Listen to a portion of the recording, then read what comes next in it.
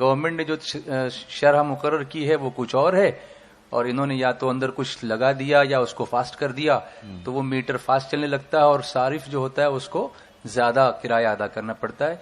लेकिन बिजली इस्तेमाल करने वाले उसको स्लो करवा देते हैं या किसी और जरिए से, या डायरेक्ट मीटर में वायर डाल देते हैं गवर्नमेंट के मीटर में।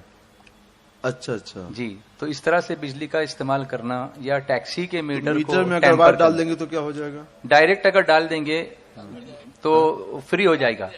अच्छा अच्छा, फ्री हो जाएगा, उसका बिल ही नहीं आएगा। बिल ही नहीं आएगा? बिल ही नहीं आएगा। अच्छा अच्छा, चोरी हो गई हाँ।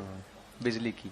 इसका हुक्म तो बिल्कुल वाजे है, ये चोरी भी है और धोखा भी है जी।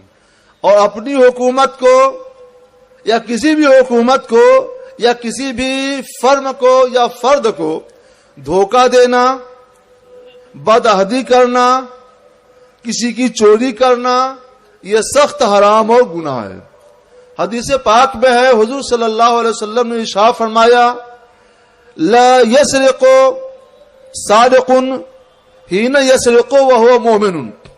जिस वक्त कोई मुसलमान चोरी करता है तो उस वक्त वो मुसलमान नहीं रहता। अल्लाहु अकबर।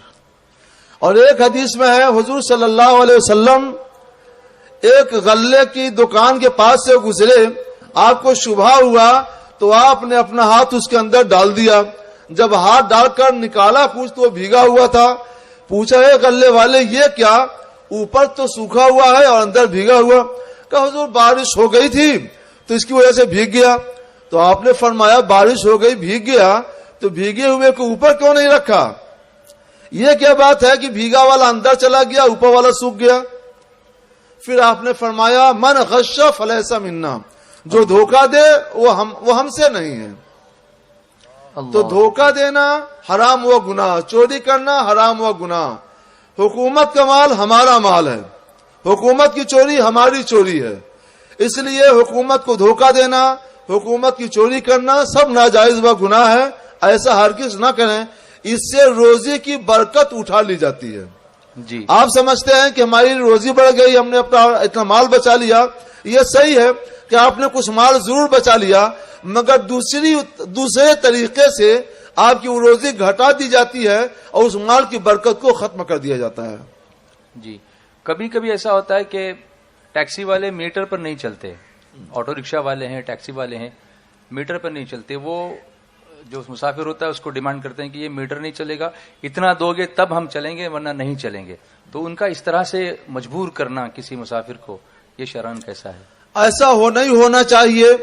अगर कोई टैक्सी ड्राइवर मुसलमान है तो उससे समझाया जाए कि तुम्हें कानून की पाबंदी करनी चाहिए, और गैर मुस्लिम है तो उसको भी समझाया जाए कि जिस हुकूमत में हम रह रहे हैं, यहाँ का जब कानून यह है किस तौर पर हमें चलना है और इस तौर पर हमें जिंदगी गुजारनी है, तो हमको भी उसका पाबंद रहना चाहिए और आपको भी पाबंद रहना चाहिए। लेकिन अगर वो राजी नहीं हो रहा है तो ऐसे वक्त में मुसाफिर के लिए मजबूरी है, किसी को फ्लाइट पकड़नी है, किसी को बस पकड़नी है, किसी को ट्रेन पकड़नी है, तो अगर वो ऐसे छोड़ता चला जाए तो उसके लिए मजबूरी होगी।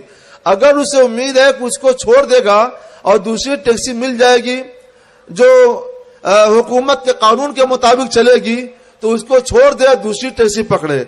लेकिन अगर सब ऐसा ही करना शुरू कर दें तो अब मुसाफिर मजबूर है, जिससे चाहे मामला तय करे और तय करके चला जाए।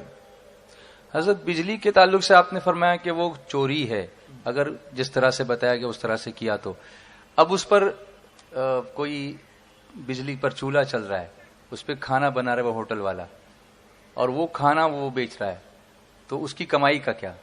सवाल ही पूछा गया इस पर, सब क्वेश्चन है। किसी पर बिला वजह के लिए शुबहा नहीं करना चाहिए कि होटल वाला बिजली चोरी करके खाना पका रहा है या कोई घर वाला बिजली चोरी करके खाना पका रहा है।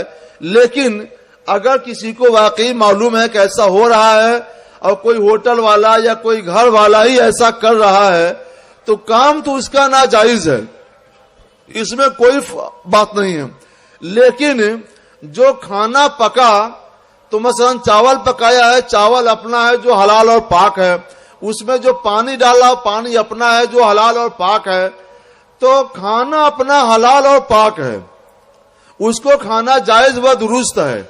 لیکن جو چوری کی بجلی استعمال کی گئی یہ حرام ہوا، ناجائز ہوا، گناہ ہے، اس سے بچے اور اس سے توبہ کریں.